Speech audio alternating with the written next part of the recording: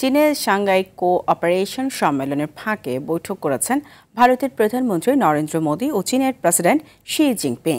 বিরোধ ভুলে নিজেদের মধ্যে সম্পর্ক উন্নয়নের আশা জানান এই দুই নেতা। এদিকে বিক্ষোভের মুখে সম্মেলনে অংশ নিচ্ছে না ইন্দোনেশিয়ার প্রেসিডেন্ট প্রাবো সুবিয়ান্তো। বিস্তারিত জানাচ্ছেন অর্ণব প্রসাদ।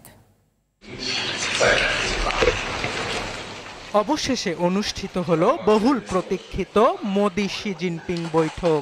রোববার সাংঘাই কোঅপারেশন সম্মেলনের ফাঁকে দুই রাষ্ট্রনেতার মধ্যে অনুষ্ঠিত বৈঠকে উঠে আসে দুই দেশের স্বার্থ সংশ্লিষ্ট বিষয়গুলো।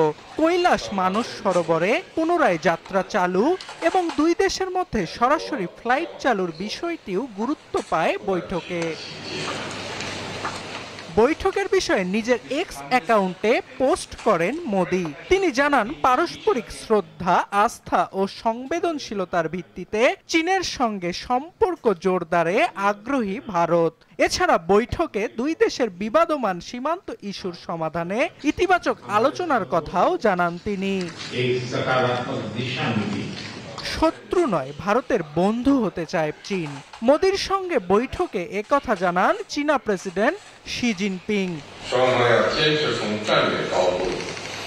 এদিকে চীনের তিয়ানজিনে শুরু হওয়া এসসিও সম্মেলনে যোগ দিয়েছেন রুশ প্রেসিডেন্ট ভ্লাদিমির পুতিন ছাড়াও আরো ২০ বিশ্ব নেতা।